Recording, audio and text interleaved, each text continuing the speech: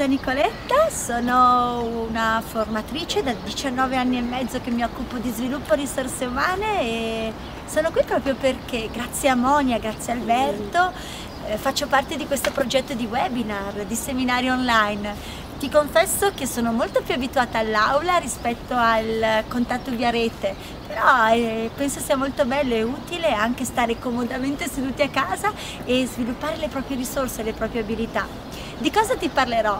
Insieme faremo 3 incontri e gli argomenti saranno veramente molto secondo me intensi e importanti.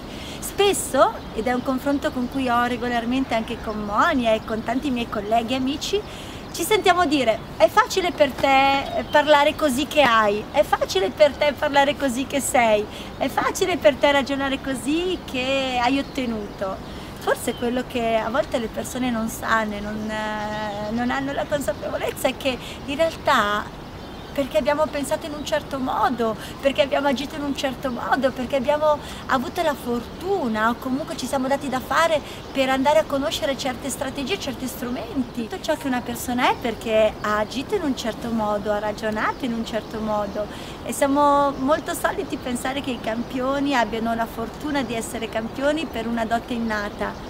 E ti dico una cosa, svilupperemo il tema di questi webinar è la leadership, il carisma, l'apprendimento, l'autostima. Cos'è il carisma? Il termine carisma deriva dal greco e significa dono. Andremo a sviluppare il nostro dono, andremo a capire quali sono gli strumenti ideali per sviluppare al meglio le nostre attitudini, per riuscire con fluidità, con leggerezza e con passione andare a ottenere risultati che a volte solo sogniamo o a volte addirittura non sogniamo neanche più.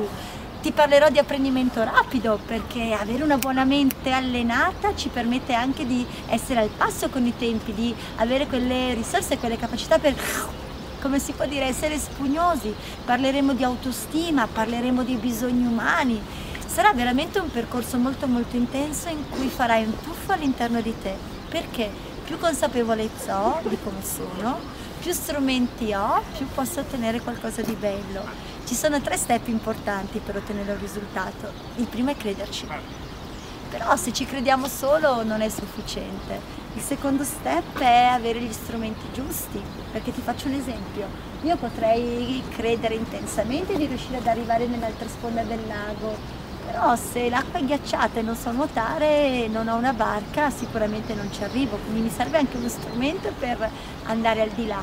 E il terzo step è sentire che ce lo meritiamo. Ecco, sono sicura che sarà qualcosa che ti lascerà un segno, non a parole, perché sono molto concreta, ti daremo degli strumenti concreti per fare quel passo oltre i limiti che spesso ci imponiamo. Mi auguro di averti con me e da Lugano ti saluto, a presto, ci vediamo al prossimo incontro via webinar. Ciao!